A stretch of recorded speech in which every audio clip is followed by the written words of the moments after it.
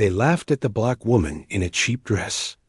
Until Karma walked in wearing heels, they laughed the moment she walked in. A young, black woman in a faded dress, surrounded by $1,000,000 cars. Lost, sweetheart? One salesman sneered, his voice loud enough for everyone to hear. The other chuckled and tugged at her dress hem, just enough to draw gasps and laughter from the showroom. A few customers looked away, pretending not to notice. Others smirked. Her cheeks burned, but she said nothing. That silence wasn't weakness. It was restraint. Because while they saw a poor black woman who didn't belong, they were about to learn who truly held the keys to everything in that room. The glass doors of Prestige Motors shimmered behind her as sunlight flooded the marble floor, a stage set for arrogance, ignorance, and the kind of racism that hides behind fake smiles. The laughter didn't stop when she stepped deeper into the showroom. It grew sharper, crueler. Every heel click on the marble echoed like a reminder she didn't belong. The air smelled of money-fresh leather, expensive cologne, arrogance. The taller salesman leaned against a cherry-red sports car, crossing his arms with a smirk that tripped contempt. "Sweetheart," he said loudly enough for everyone to hear, "you sure you're not lost? This isn't a thrift store." A few nearby customers chuckled. One even pulled out his phone, pretending to text but recording instead. She froze, clutching her handbag.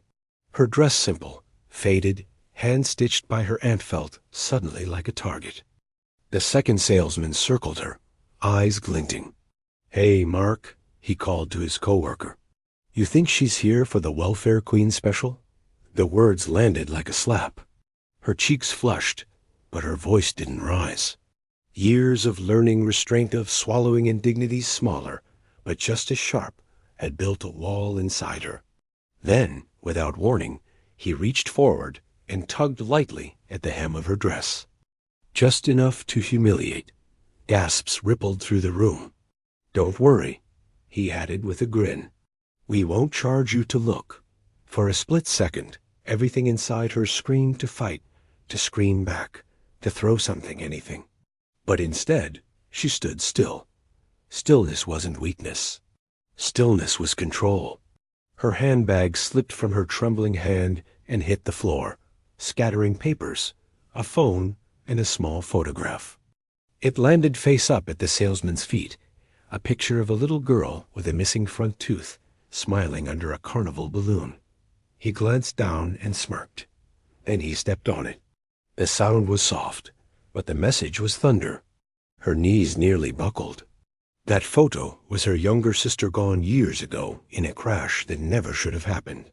It was the one thing she carried with her everywhere, the reminder of why she worked, why she endured, why she never quit. She knelt, hands shaking, eyes low. The floor reflected her humiliation, the shine of the marble mixed with her tears. Then, under her breath, barely a whisper, came the words her father once told her before he passed. "Never let them strip your dignity. Once it's gone, they own you." When she rose again, something inside her had shifted. Her silence no longer carried pain, it carried warning. The men didn't notice it yet, but the storm had already started. The taller salesman leaned in, still smirking, still drunk on the sound of his own cruelty. "Even the janitor wouldn't wear that rag," he said, circling her like a predator testing boundaries. The other one laughed, the kind of laugh that comes easy when you think someone's beneath you. "Cars here cost more than her entire neighborhood," he added, flipping his clipboard like a weapon. Their words rippled through the showroom, sharp, mocking, meant to entertain. A few customers shifted uncomfortably, eyes darting to the floor. Nobody said a word. Silence became complicity, and the silence was deafening. The woman, still unnamed to them, still invisible in their eyes, stood motionless beside the car. Her breathing slowed. Her knuckles whitened around the strap of her handbag. Every insult, every glance, every smirk, they didn't just hurt. They built pressure, like steam sealed tight inside a kettle. And it was about to boil over. The shorter salesman leaned in close, too close. "Go on," he whispered, his breath thick with arrogance. "Show us those food stamps, sweetheart." His words hung in the air, and even the laughter died. It was too much. Her eyes rose slowly, locking on his. No tears now. Just stillness. Cold, deliberate stillness. "You want to see what I carry?" she said quietly. The tone in her voice froze him for a second. There was something in it, something that didn't belong in their script. She reached into her bag, her movements precise, measured. Out came a black leather folder, sleek, embossed, and heavy with authority. She placed it gently on the hood of the dealership's flagship sedan. Silver letters gleamed across the cover. Brewster Holdings. For a heartbeat, no one spoke. The laughter faltered, replaced by confusion. Everyone in that showroom knew that name. Brewster Holdings wasn't a small business.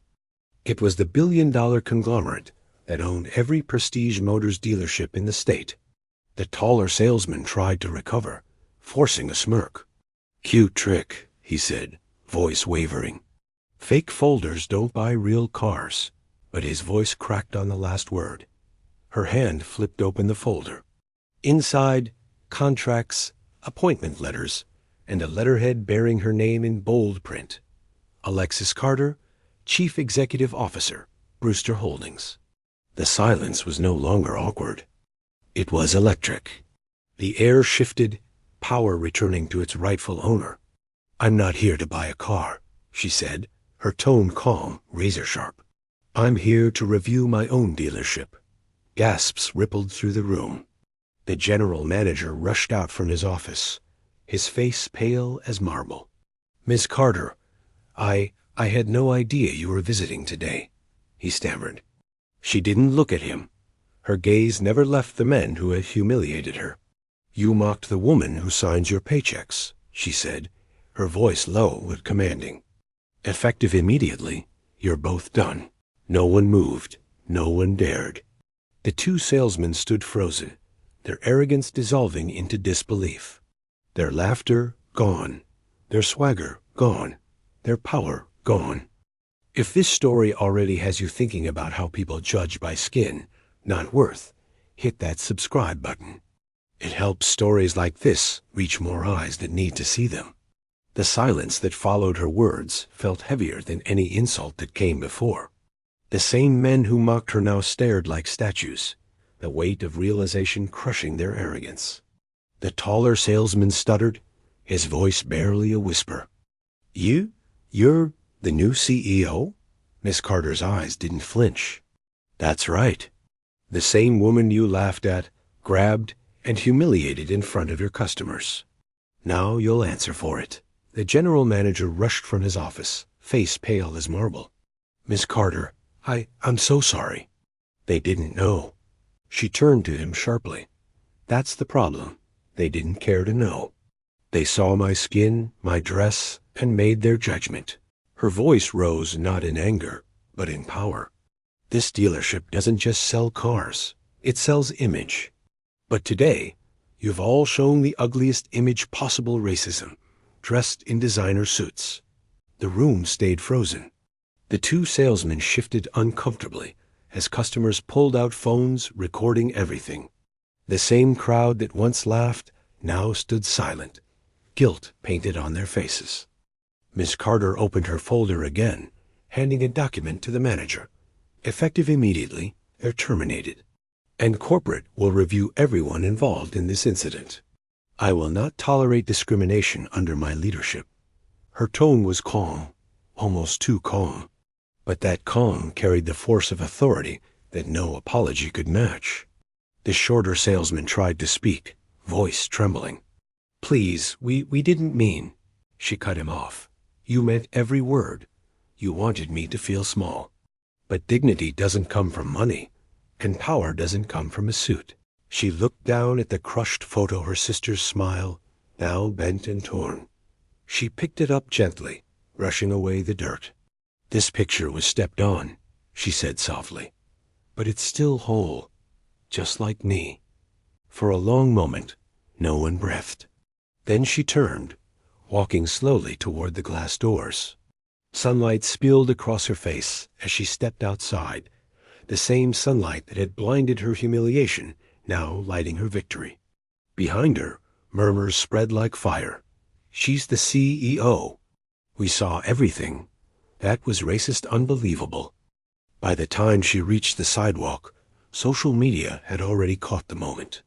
Videos of her calm confrontation spread in minutes. Captions reading, "Black CEO teaches racist salesman a lesson they'll never forget." Hours later, news outlets picked it up. Reporters called her a symbol of strength and grace under fire.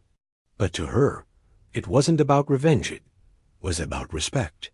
That night, sitting alone with her father's photo on the table, she whispered, "You were right, Dad. Never let them strip your dignity." Then she smiled, because today she hadn't just kept her dignity. She had taught the world what it truly looks like. The next morning, Prestige Motors didn't open with the same swagger. The showroom was quieter. The laughter that once filled the halls had been replaced by whispers and uneasy glances. Everyone had seen the video, the humiliation, the reveal, the reckoning. The clip had gone viral overnight, flooding timelines with the headline, "Black CEO walks into her own dealership." What happened next shook the internet. The two salesmen's names trended for all the wrong reasons. But this time, the comments weren't cruel. They were furious. Thousands of people called out the racism on display, the double standards, the instant judgment. Some said it reminded them of their own experiences, being followed in stores, dismissed in offices, laughed at for how they looked. The video had become more than just corporate drama. It had become a mirror reflecting something ugly society still refused to face. Meanwhile, Miss Carter sat in her office, her real office overlooking the city skyline. She wasn't celebrating. She wasn't even smiling. She simply sat quietly, watching the morning light dance across the polished glass. Her assistant entered softly. "You've got over 1 million views already. People are calling you an inspiration." She nodded, her tone calm. "If it makes one person think before judging another, it's worth it."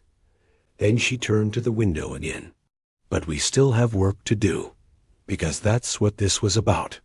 Not fame, not revenge, change." She knew that no viral video could erase years of prejudice, but it could start conversations in dealerships, in boardrooms, in homes. It could remind people that racism doesn't always shout. Sometimes it smirks in a showroom and hides behind expensive suits. And for every person who watched that clip, she wanted one thing to linger: the look on their faces when the truth came out. That was the moment the mask of privilege cracked and dignity stood taller than arrogance. Later that evening, Ms. Carter visited her father's grave. She placed the restored photo of her little sister beside the headstone and whispered, "I kept my promise. They tried to take my dignity, but I made them see their own reflection instead." A single tear fell, not from pain, but pride. Respect costs nothing. Prejudice costs everything. What would you have done in her place? Share your thoughts about racism and dignity in the comments. Don't forget to subscribe for more true stories that expose prejudice and celebrate strength.